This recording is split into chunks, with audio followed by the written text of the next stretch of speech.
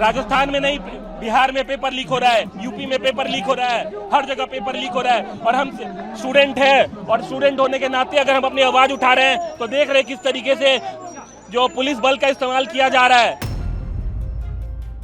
आज जिन लोगों ने पूरी मेहनत और ईमानदारी से नीट के पेपर की तैयारी की, आज उनके भविष्य को 5-5 हजार 10-10 हजार में जो है व्हाट्सएप पे और टेलीग्राम ग्रुप में जो है बेचा गया।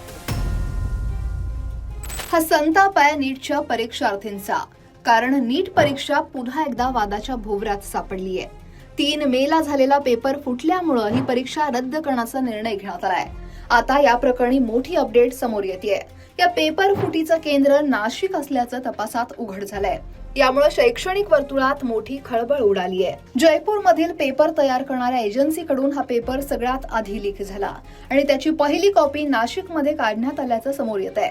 मिळालेल्या माहितीनुसार जयपूरमधून पेपर लीक झाल्यानंतर तो नाशिकमध्ये आणण्यात आला।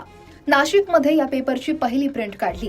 त्यानंतर हा पेपर हरियाणात पाठवण्यात आला, जिथं त्याचे 10 वेगवेगळे सेट्स हे तयार करून देशातील इतर राज्यांमध्ये वितरित करण्यात आले।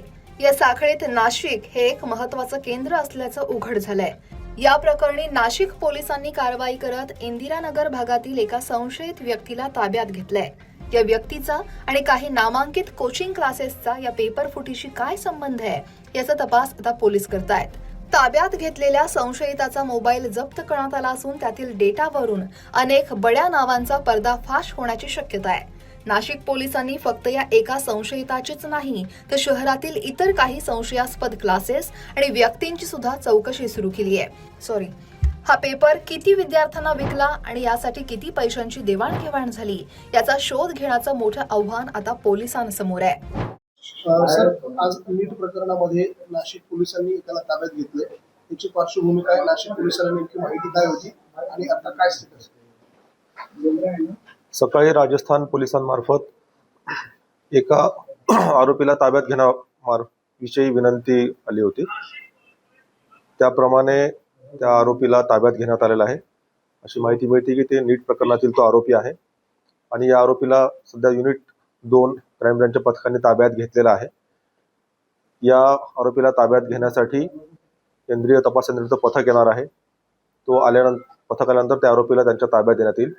सध्या या प्रकरणात एवढीच माहिती आहे की राजस्थान पोलिसांच्या विनंतीवरून या आरोपीला ताब्यात घेण्यात आलेला आहे आणि जेव्हा त्यांचं पथक येईल त्यानंतर या आरोपीला त्यांच्या ताब्यात देण्यात येणार आहे। आरोपीने त्याचा वेश बदललेला असल्यामुळे, केस कापलेले असल्यामुळे त्याला सुरुवातीला माहिती मिळत नव्हती, परंतु तांत्रिक कौशल्य आणि पोलिसांनी जिकिरीने तपास करून युनिट 2 क्राईम ब्रँचच्या पथकाने त्याला ताब्यात घेण्यात आलेला आहे आणि त्यांच्या ताब्यामध्ये आरोपीला देण्यात येणार आहे। याच मुद्द्यावरून NSUIनं दिल्लीत आंदोलन करत सरकारला जाब विचारलाय। आज जिन लोगों ने पूरी मेहनत और ईमानदारी से नीट के पेपर की तैयारी की, आज उनके भविष्य को 5-5 हजार 10-10 हजार में जो है व्हाट्सएप पे और टेलीग्राम ग्रुप में जो है बेचा गया है।